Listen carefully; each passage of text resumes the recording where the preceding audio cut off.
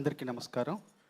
ముందుగా పెద్దలు విశ్వప్రసాద్ గారికి నమస్కారం, రాణా గారికి, రవికిరణ్ గారికి, బండి సంజయ్ గారికి. మిమ్మల్ని రీల్స్లో ఎక్కువ చూస్తుంటాను.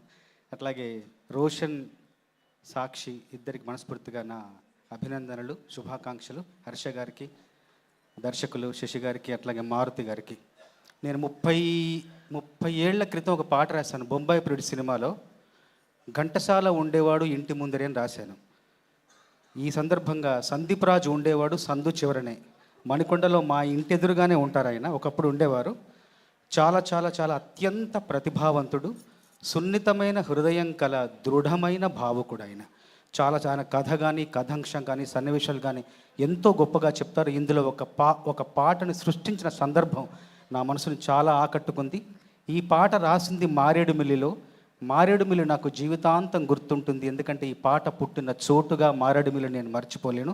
అంత మంచి పాట సృష్టించే అవకాశం ఇచ్చిన సందీప్ గారికి, కాలభైరవకు మనస్ఫూర్తిగా ధన్యవాదాలు. ఇలాంటి వేదికల మీదకి రావాలంటే ధైర్యం ఇచ్చే 4 మాటలు అవసరం ఉంటాయి. ఆ 4 మాటలు ఈ పాటలో రాశాను.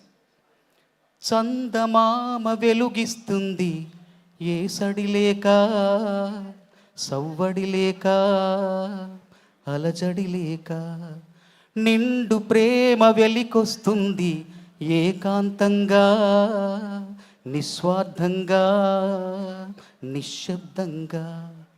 పువ్వుల్లోనా ధ్వని ఉంటుందా, రంగుల్లోనా ధ్వని ఉంటుందా, శ్వాసల్లోనా ధ్వని ఉంటుందా, ప్రాణంలోనా ధ్వని ఉంటుందా, ప్రేమల్లోనా.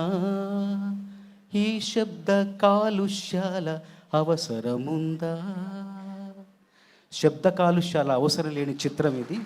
కాకపోతే ఈ సినిమా తాలూకు నిశ్శబ్ద విజయ శబ్దం మాత్రం చాలా భారీగా, ఘనంగా వినిపించబోతుందన్న ఒక నమ్మకంతో, విశ్వాసంతో ఈ చిత్రంలో పాట రాసే అవకాశం ఇచ్చిన సందీప్ గారికి, అట్లాగే కాలభైరవకి మనస్ఫూర్తిగా ధన్యవాదాలు తెలియజేసుకుంటూ, విశ్వప్రసాద్ గారు కూడా మనస్ఫూర్తిగా ధన్యవాదాలు. అందరికీ శుభాకాంక్షలు. Thank you very much. నిజంగా ఇంత అద్భుతమైన కాంటెక్స్ని మనం ఇంత ఎంజాయ్ చేస్తూ ఉన్నాము అంటే డెఫినెట్గా ఆ లెజెండ్ రాసినటువంటి ఆ లిరిక్స్ని మనం అంత ఎంజాయ్ చేస్తున్నాం కాబట్టి. So thank you so much. And ఒక్కసారి మన లెజెండ్